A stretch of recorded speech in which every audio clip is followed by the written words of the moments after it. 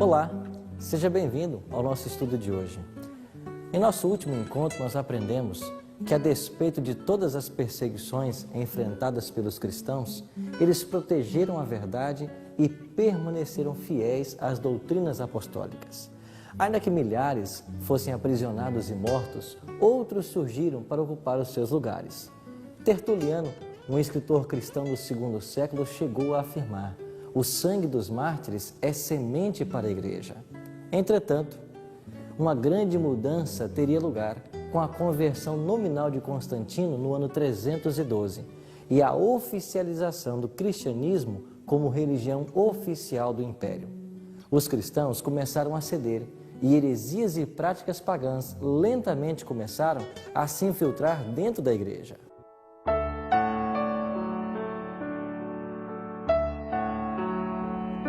Essa transição foi assinalada pela última grande perseguição aos cristãos. João fala dessa perseguição em sua carta à igreja de Esmirna, em Apocalipse 2:10. Não temas as coisas que tens de sofrer. Eis que o diabo está para lançar alguns de vós na prisão, para que sejais provados, e tereis tribulação de 10 dias. Sê fiel até a morte, e dar-te-ei a coroa da vida. Levando em consideração o princípio dia a ano de interpretação profética, baseado na ideia de que cada dia profético representa um ano literal, conforme Números 14:34 e Ezequiel 4:6 e 7, a igreja enfrentaria 10 anos de forte perseguição.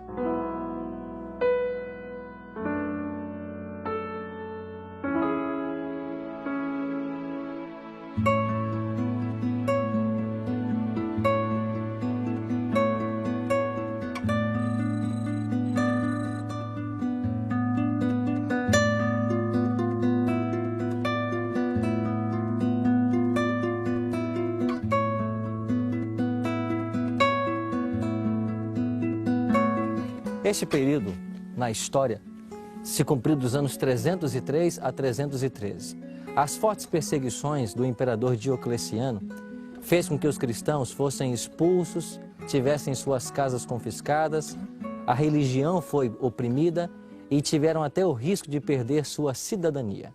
Segundo o historiador John Fox, essa foi a 10ª, a última e a mais terrível e sistemática das perseguições. Os cristãos foram então perseguidos, destruídos e todos tiveram que abandonar sua fé. Aqueles que não fizessem isso poderiam então ficar sem a proteção da lei.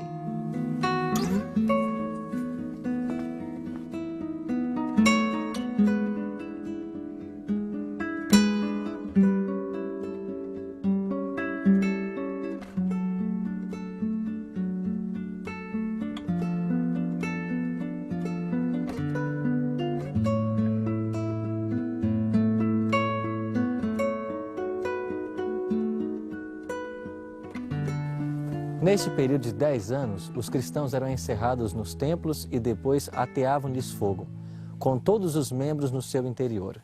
Diocleciano renunciou ao trono no ano 305. Entretanto, seus subordinados e sucessores, Galério e Constâncio, continuaram a perseguição contra os cristãos.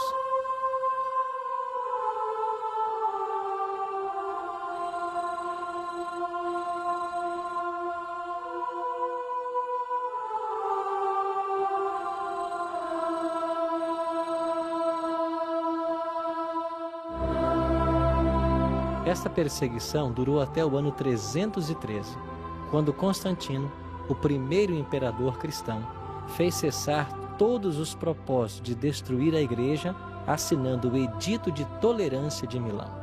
O edito declarava: convém que Vossa Excelência saiba que decidimos suprimir todas as restrições contra os cristãos, encaminhadas a Vossa Excelência nos escritos anteriores, e abolir as determinações que nos parecem totalmente infelizes e estranhas à nossa brandura, assim como permitir, a partir de agora, a todos os que pretendem seguir a religião dos cristãos, que o façam de modo livre e completo, sem serem aborrecidos ou molestados.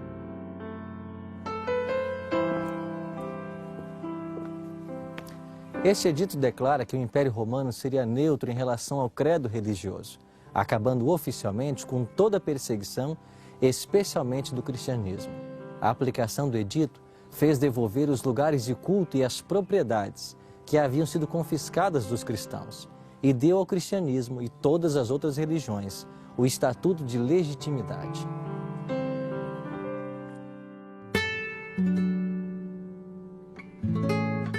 Satanás estava mudando de estratégia. Procurou hastear sua bandeira na igreja cristã. Buscou alcançar pelo engano aquilo que não conseguira pela força. Cessou a perseguição e, em seu lugar, foi posta a perigosa sedução da prosperidade e honra mundana. As pessoas eram levadas a receber parte da fé cristã, enquanto rejeitavam outras verdades essenciais. Houve uma união do paganismo com o cristianismo. Os pagãos faziam concessões de sua parte e esperavam que os cristãos fizessem o mesmo. Sob a capa de pretenso cristianismo, Satanás estava se insinuando na igreja a fim de corromper-lhe a fé e desviar a mente da verdade da palavra de Deus.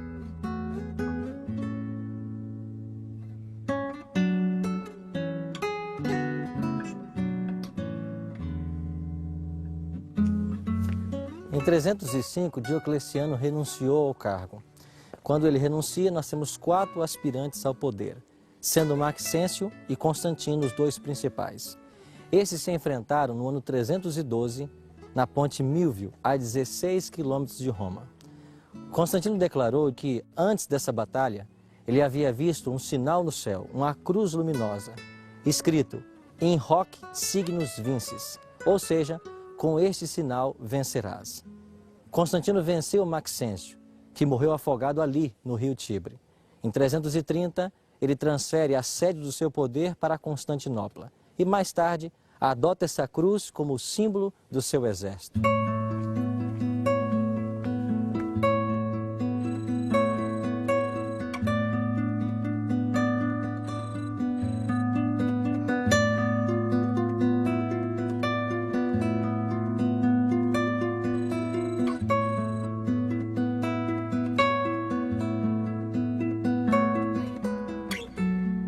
O Arco de Constantino foi erigido para comemorar a vitória de Constantino sobre Maxêncio na Batalha da Ponte Milvio. O curioso nesse arco é que não há muitos elementos decorativos lembrando Constantino, e sim relevos que mostram o imperador Marco Aurélio e ornamentos que celebram a vitória de Trajano sobre os dácios. Isto acontece porque os artistas do final da civilização romana, de estilo duro e expressionista, recorrem a curiosos sistemas de aplicar a esses arcos ornamentos e estátuas provenientes de monumentos mais antigos.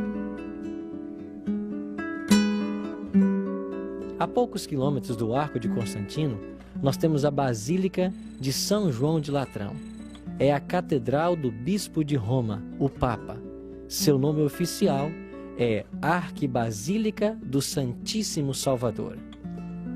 Como catedral da Diocese de Roma, contém o trono papal, o que a coloca acima de todas as igrejas do mundo. Tem o título honorífico de mãe e cabeça de todas as igrejas de Roma e do mundo. Foi fundada por Constantino para ser a principal igreja de Roma. Era a única dentre as 3 grandes basílicas construídas que se encontrava no interior dos muros que cercava a cidade, e por isto serviu de catedral e foi aberta ao público. A dedicação oficial foi presidida pelo Papa Silvestre I no ano 324. É uma das 4 basílicas patriarcais de Roma. As basílicas patriarcais são caracterizadas por uma porta santa, que hoje se abrem a cada 25 anos, e um altar papal. As outras 3 basílicas são Basílica de São Pedro, Vaticano, fundada sobre a sepultura do apóstolo Pedro, a Basílica de São Paulo e a Basílica de Santa Maria Maior, construída durante o pontificado do Papa Sisto III e dedicado ao culto de Maria, Mãe de Deus. Durante a Idade Média, foram realizados 5 grandes concílios ecumênicos na Basílica de São João de Latrão, conhecidos como os Concílios de Latrão.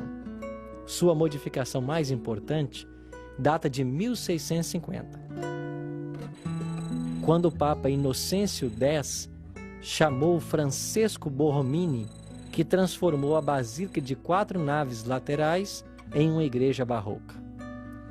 Entre 1733 e 1736, Alessandro Galilei acrescentou a fachada monumental que marca o apogeu do barroco em Roma.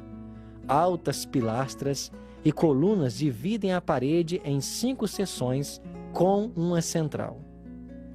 Uma balaustrada adorna o ático com imagens dos santos.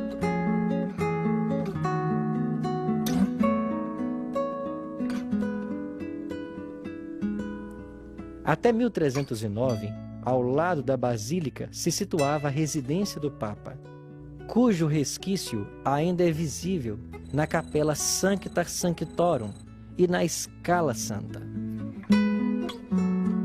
Todos os papas foram nela entronizados até o século XIX. O imperador Constantino adornou a basílica com ouro, prata e mosaicos. Entre os pilares foram colocados enormes estátuas dos apóstolos. Um dos trabalhos mais importantes é o altar papal, no qual apenas o Papa pode celebrar a Eucaristia. Na parte superior, vêem-se bustos de São Pedro e São Paulo, de prata dourada, os quais, na Idade Média, se acreditavam conterem as próprias cabeças dos apóstolos. E abaixo do altar está o túmulo do Papa Martinho V. Nessa igreja, em 1417, ele deu por findo o grande cisma da igreja, quando havia 3 papas candidatos ao trono.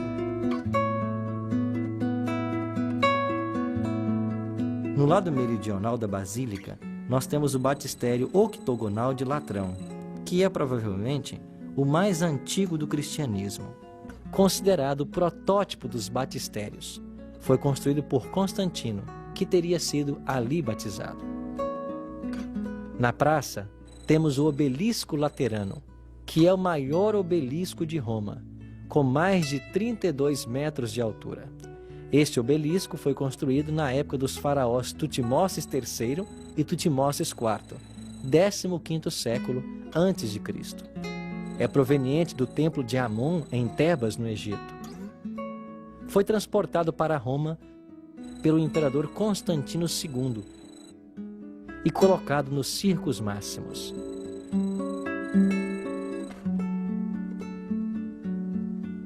Refundido em 3 partes em 1587, com o obelisco flamíneo, foi erigido novamente em sua atual posição em 1558, sob a supervisão do arquiteto Domenico Fontana, por solicitação do Papa Sisto V. Nele, lemos a inscrição: Constantino pela cruz vitoriosa, foi aqui batizado por Silvestre.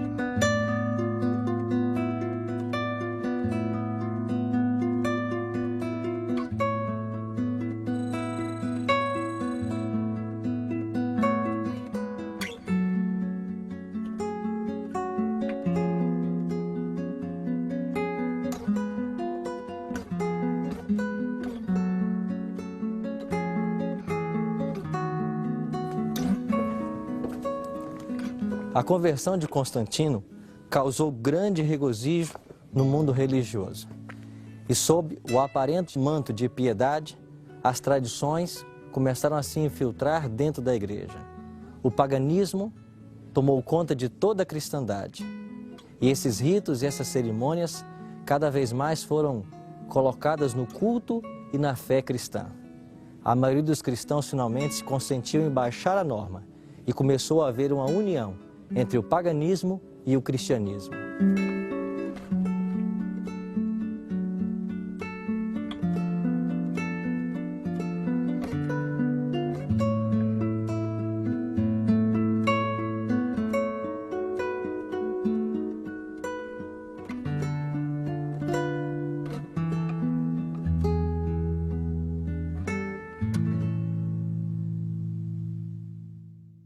Uma clara evidência da autoridade exercida pelos papas durante os 1260 anos de supremacia papal foi demonstrada no trato do Papa Gregório VII com o imperador alemão Henrique IV.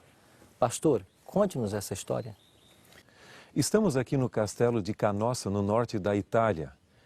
Esse castelo foi construído por Otto Adalberto, iniciando a construção no ano de 940, e a construção demorou 10 anos.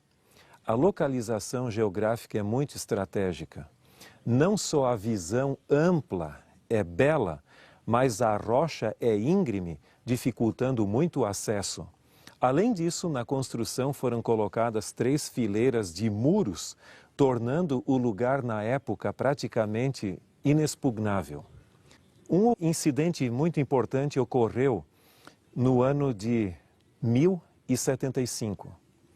Gregório VII era papa e ele promulgou uma bula declarando-se o chefe supremo, o líder absoluto no sentido espiritual e também político de todo o cristianismo. Porém, Henrique IV, o imperador alemão, não aceitou de bom grado essa submissão temporal ao bispo de Roma.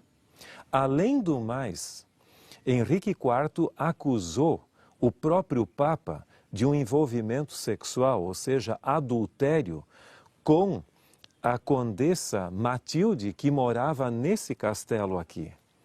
Em resposta, o Papa simplesmente pegou e o excomungou, e além do mais, praticamente destronou.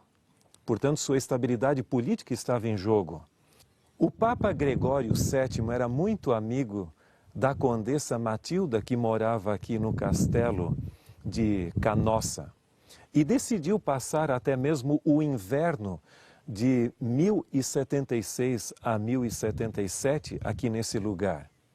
Ciente de que o Papa aqui se encontrava, Henrique IV veio da Alemanha para esse lugar para pedir perdão ao Papa, porque ele temia, sendo excomungado, que perderia todo o seu prestígio e seu poder político na Alemanha.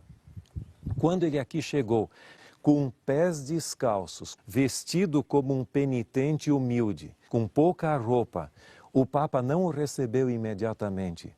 Ele ficou fora do castelo por 3 dias, em pleno mês de janeiro de 1077, no rigor do inverno, sob a neve ali, até que finalmente, no dia 28 daquele mês, o Papa o recebeu. E assim ele conseguiu o perdão que ele tanto almejava. Mas esse incidente é uma demonstração de poder, onde o bispo de Roma se demonstra chefe supremo da Igreja, não só no sentido espiritual, mas até mesmo político, exigindo dos soberanos das demais nações plena submissão.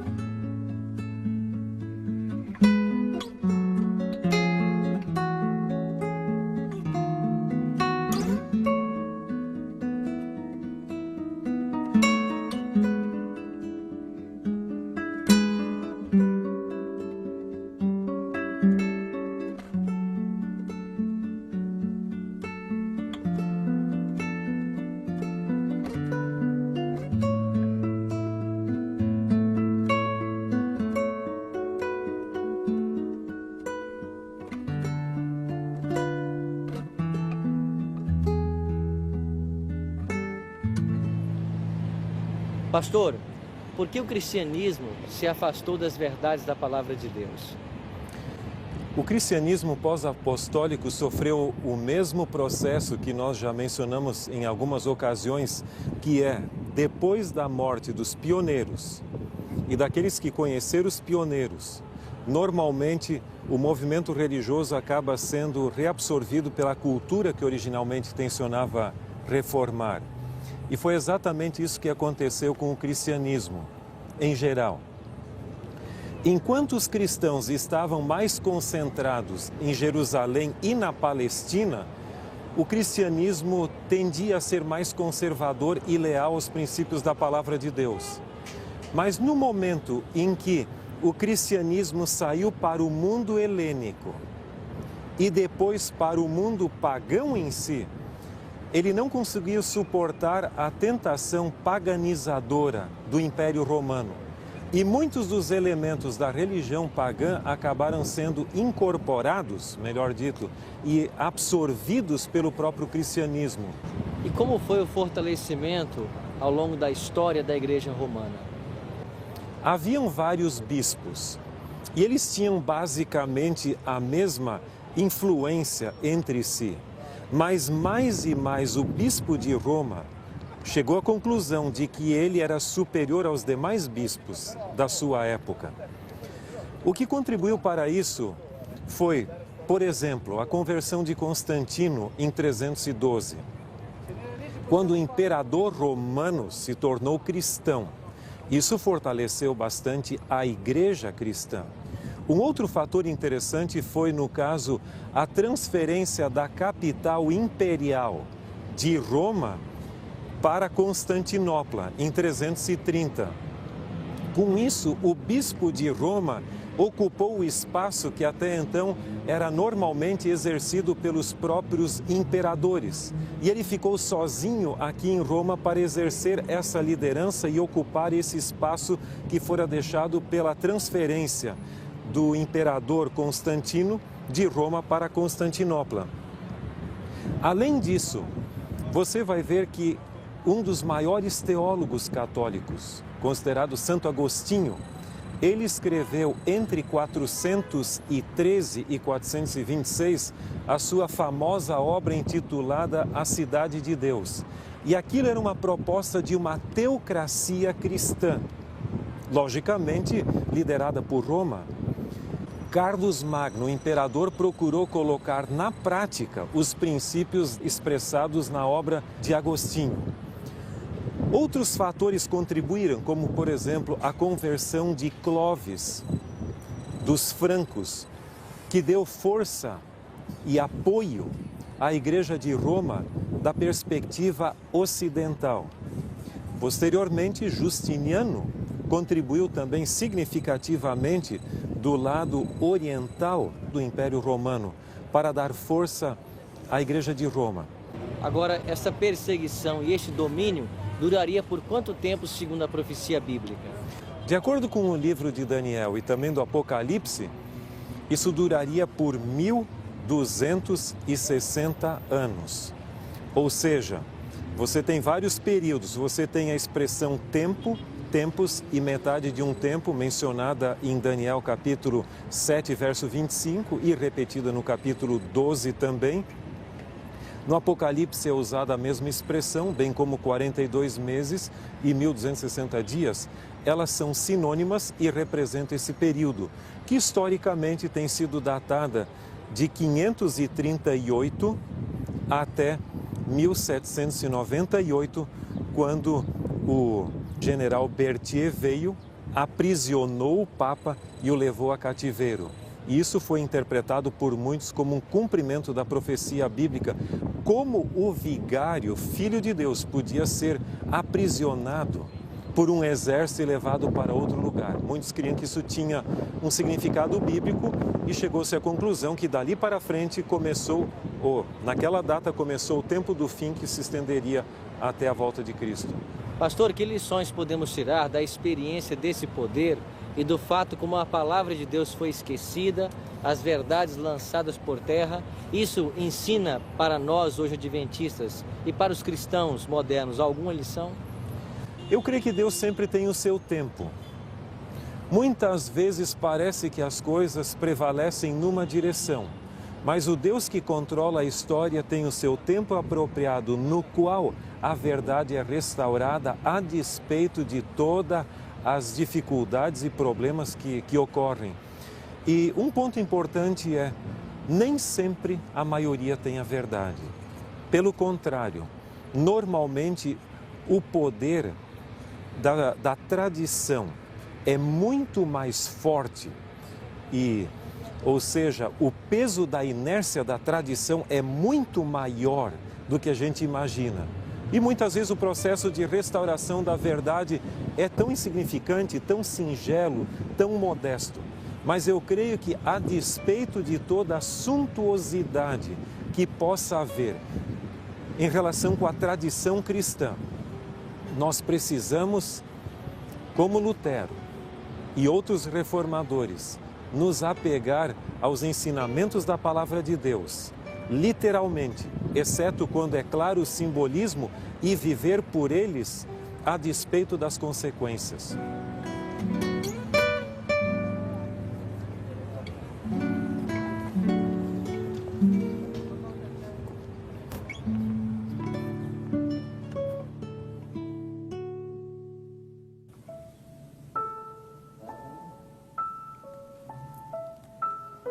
Nem sempre a maioria tem a verdade. É por isso que a Bíblia nos admoesta em Êxodo 23, verso 2. Não seguirás a multidão para fazeres o que é mal. Talvez, ao terminarmos o estudo de hoje, você esteja muito surpreso com várias revelações que aqui foram feitas. Mas, permita-me dizer algo muito especial para você. É possível estar sinceramente errado. É possível estar se crendo em ensinamentos que não são bíblicos, mas apenas baseados na tradição humana. É por isso que Cristo, no Evangelho de São Marcos, no capítulo 7, verso 8, ele advertiu: negligenciando o mandamento de Deus, guardais a tradição dos homens. Você está agora diante de uma importante decisão: ficar do lado da verdade bíblica ou continuar a guardar as tradições ensinados por alguma igreja ou líder religioso. Eu oro para que o Espírito Santo de Deus ajude você a decidir-se pela verdade. Por isso, queria convidar você agora a tomar uma importante decisão. A minha decisão é: após descobrir que muitas tradições entraram para o cristianismo, ocupando o lugar da verdade, desejo abrir meu coração à influência do Espírito Santo, para que ele, mediante o estudo da Palavra de Deus, me ensine toda a verdade e me ajude a ser fiel em tudo que aprender.